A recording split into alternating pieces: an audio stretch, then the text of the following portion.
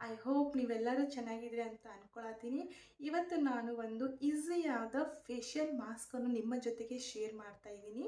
ಇವತ್ತು ನಾನು ಮನೆಯಲ್ಲಿಯೇ ನಮ್ಮ ಅಡುಗೆ ಮನೆಯಲ್ಲಿ ಸಿಗುವಂತಹ ವಸ್ತುಗಳಿಂದ ಒಂದು ಒಳ್ಳೆಯ ಈಸಿ ಹಾಗೂ ಕ್ವಿಕ್ಕಾಗಿ ಫೇಶಿಯಲ್ ಮಾಸ್ಕನ್ನು ಯಾವ ರೀತಿ ಮಾಡ್ಕೊಳ್ಬೇಕು ಎಂಬುದನ್ನು ನೋಡೋಣ.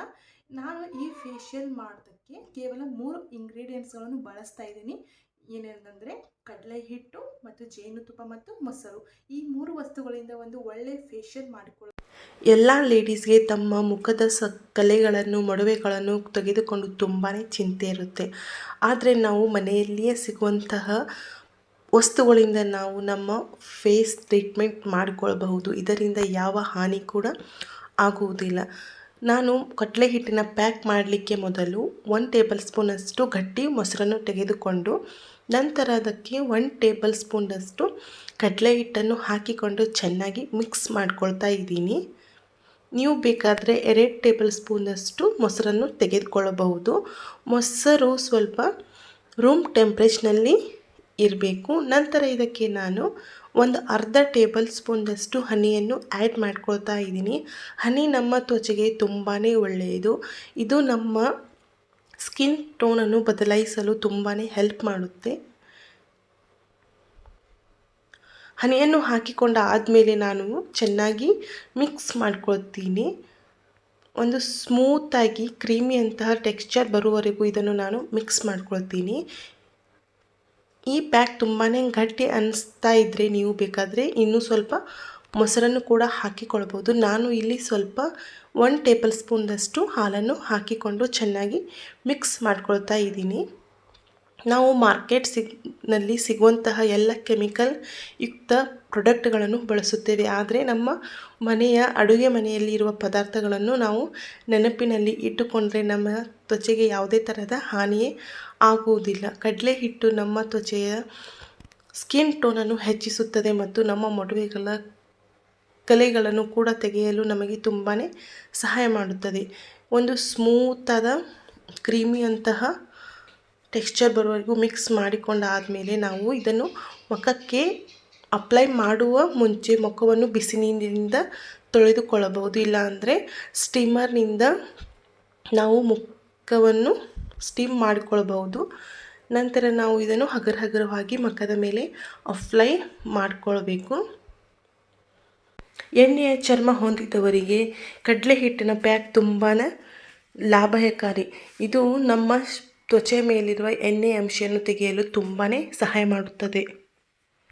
ನಾವು ಜಳಕ ಮಾಡುವಾಗ ಕೆಮಿಕಲ್ ಯುಕ್ತ ಸೋಪನ್ನು ಬಳಸುವ ಮೊದಲು ಕಡಲೆ ಹಿಟ್ಟಿನ ಪ್ಯಾಕನ್ನು ಬಳಸಿ ನಮ್ಮ ಫೇಸನ್ನು ವಾಶ್ ಮಾಡುವುದರಿಂದ ನಮ್ಮ ಮುಖದ ಮೇಲಿರುವ ಎಲ್ಲ ಕೊಳೆಯನ್ನು ತೆಗೆದು ಇದು ನಮ್ಮ ಮುಖವನ್ನು ಸ್ವಚ್ಛವಾಗಿ ಮಾಡಿಸುತ್ತದೆ. ಕೆಮಿಕಲ್ ಯುಕ್ತ ಸಾಬೂನನ್ನು ಬಳಸುವುದರಿಂದ ಅದು ಅಷ್ಟೊಂದು ಸ್ವಚ್ಛತೆಯನ್ನು ಕಾಪಾಡುವುದಿಲ್ಲ.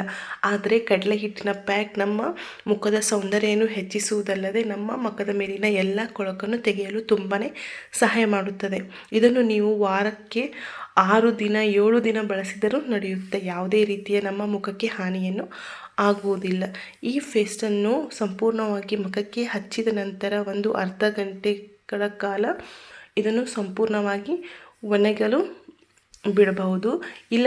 ಟೈಮ್ ಇಲ್ಲದಿದ್ದರೆ ನೀವು ಹಾಗೆಯೇ ಒಂದು 10 ನಿಮಿಷಗಳ ಕಾಲ ಹಚ್ಚಿಕೊಂಡು ಹಾಗೆಯೇ ಸ್ಕ್ರಬ್ ಟೈಪ್ ರಬ್ ಮಾಡಿ ಅದನ್ನು ನಾವು ವಾಶ್ ಮಾಡಿಕೊಳ್ಳಬಹುದು. ಇದರಿಂದ ಮುಖದ ಎಲ್ಲ ಕೊಳಕು ತೆಗೆದು ನಮ್ಮ ಸ್ಕಿನ್ ತುಂಬಾ ಮೃದುವಾಗಿ ಸ್ಮೂತಾಗಿ ಕಾಣುತ್ತೆ ಮತ್ತು ನಮ್ಮ ಸ್ಕಿನ್ ತುಂಬಾ ವೈಟಿಂಗ್ ಆಗಿ ಬರುತ್ತೆ.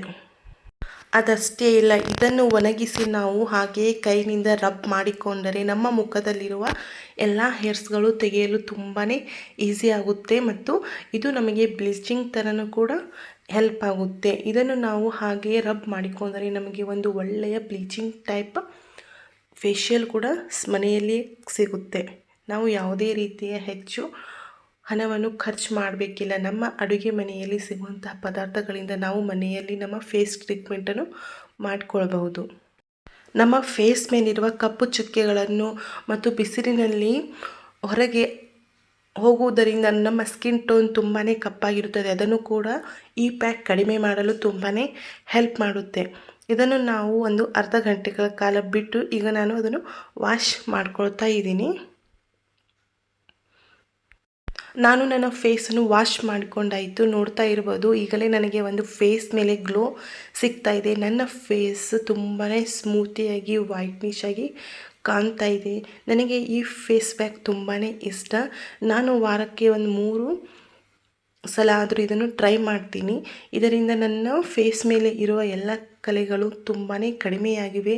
ನೀವು ಸಹ ಈ ಪ್ಯಾಕನ್ನು ಒಂದು ಸಲ ಟ್ರೈ ಮಾಡಿ ನೋಡಿ. ಇವು ಎಲ್ಲ ಸಾಮಗ್ರಿಗಳು ನಿಮ್ಮ ಮನೆಯಲ್ಲಿಯೇ ಕಿಚನಲ್ಲಿ ಸಿಗ್ತವೆ. ಇದನ್ನು ಟ್ರೈ ಮಾಡಿ ನೀವು ಕೂಡ ನಿಮ್ಮ ಮುಖದ ಗ್ಲೋವನ್ನು ಹೆಚ್ಚಿಸಿಕೊಳ್ಳಿ. ನಿಮಗೆ ನನ್ನ ಈ ವಿಡಿಯೋ ಇಷ್ಟವಾದರೆ ಪ್ಲೀಸ್ ನನ್ನ ಚಾನಲನ್ನು ಸಬ್ಸ್ಕ್ರೈಬ್ ಮಾಡಿ. ಮತ್ತೆ ಮುಂದಿನ ವಿಡಿಯೋದೊಂದಿಗೆ ನಾಳೆ ಸಿಗ್ತೀನಿ. ಬಾಯ್.